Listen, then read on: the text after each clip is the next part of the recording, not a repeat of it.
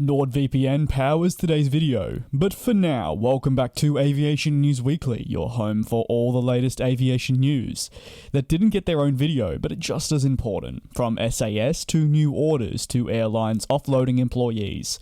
There's a lot to cover, but let's not waste any further time. Beginning off the bat with the frequently featured and heavily discussed SAS, an airline that filed for bankruptcy protection following its largely failed SAS Forward initiative thus far, that is hoped to turn around the fortunes of the carrier. Now the group are genuinely on those desperate measures, announcing last week that they had come to an agreement with their lessor over aircraft. What does this exactly involve, you may be asking? It means an adjustment to the total number of aircraft they operate. The total 36 aircraft is made up of only 3 wide bodies and a subsequent 33 narrow bodies, and comes as they attempt to adjust the network, improve the cost structure, and move forward with a better business model. All part of the primarily readjusted SAS Forward plan, a plan that should see them turn around the company and emerge in a more sustainable and profitable manner, one that they had failed to accomplish so far. The vast majority of SAS fleets are actually leased planes. Almost 50% in total can be traced back to leasing agreements that the company has.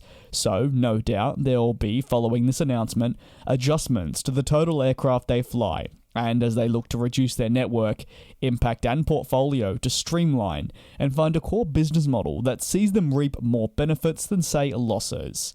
Not moving very far across, we have Finnair, an airline that has remained largely very quiet during the pandemic. However, one thing among many other airlines located in the same region is that the closure of Russian airspace has impacted their operations. For now, the airline has announced that it'll be cutting up to 200 positions and in a host of areas. However, interestingly enough, the primary sector of jobs that'll be on the chopping board is that of managers at an executive level. The airline has struggled in a sense following the Russian airspace closure. It's added, as you can imagine, an added duration to the flights that are headed through to Asia, and the ones that they can operate as restrictions still impact their schedule. What has this resulted in? Well, for Finnair, it has led to routes that previously used to be so crucial and also profitable to now not be very profitable for them, so changes do need to be made. Similar to SAS, discussions have emerged over having a reduced fleet of planes for the time being, as they look to readjust and determine what is genuinely next for their operations in the future. This is something I'll be keeping a close eye on, similar to SAS, as that part of the world sees airlines buckle down for a winter season that is promising to present very many challenges that these carriers would obviously love to try and avoid, but instead they're really being forced to prepare for, as there is no avoiding it. I've flown more than 20 times this year alone, and by year's end it'll be close to 30. Throughout my travels, I've looked to NordVPN to protect me while surfing the web. In addition, it's also helped me with the pricing research of tickets, allowing me to also browse with the confidence and have uninterrupted access, while keeping me private in public settings like airports. It also prevents me from visiting sites that are full of hidden malware. The thing is, in any case, there is more to Nord than just its VPN service. With the launch of threat protection, there's now more comprehensive security from cyber threats. And with 5,500 servers across 60 countries on your journey around the globe, just like mine, you'll be hard-pressed not to find a server. Get a 2-year plan and a whopping 4 months free at www.nordvpn.com/DJsAviation. You can also add NordPass and NordLocker to your purchase. These applications are behind the minds of NordVPN and are a password manager and a cloud storage service respectively. Over at LOT Polish Airlines, it has also been announced that they will be growing their 737 MAX further over the coming period, with the airline welcoming a further 6 of the 737 MAXes. In a statement published on the airline's Newsroom, the chief operating officer said, LOT is in the process of selecting a new fleet in the regional and narrow-body segment. Until a supplier is selected, we are planning to source aircraft as a bridging solution. The first Embraer 175 and 190 have already joined a LOT Polish Airlines' fleet and will soon be followed by the 737 MAX 8.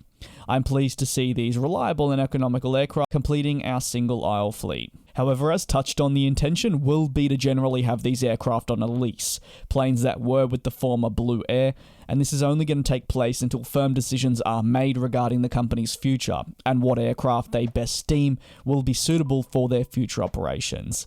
That's all for today's aviation news recap, but before I go, I did want to touch once again on Finnair and the Russian airspace closure, and really harp back to a video I published only a handful of days ago discussing Virgin Atlantic pulling out of Hong Kong. Again, one of the key reasons for this was the Russian airspace closure. A route that typically used to be so simple now has an added 2 hours to it. You can see, therefore, with also the restrictions in place that have been widely throughout Asia, why airlines are now seeing these services become unprofitable and are generally seeing more issues with them. So for Finnair, while they can be discouraged at the way things are going, they shouldn't feel like it's only them. The reality is, for a lot of these airlines that rely heavily on those services through to Asia and previously relied on Russian airspace, things have had to change and they've had to adapt, and that's why we're seeing many changes across the board. Of course, it can't be helped for these carriers, but we wish them all the very best in overcoming that.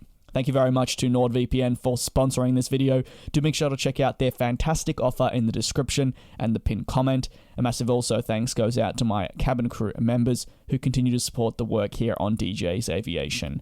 If you have any thoughts on any of the topics listed, you can drop them in the comments below. Thanks for watching, and I will see you tomorrow for more aviation news.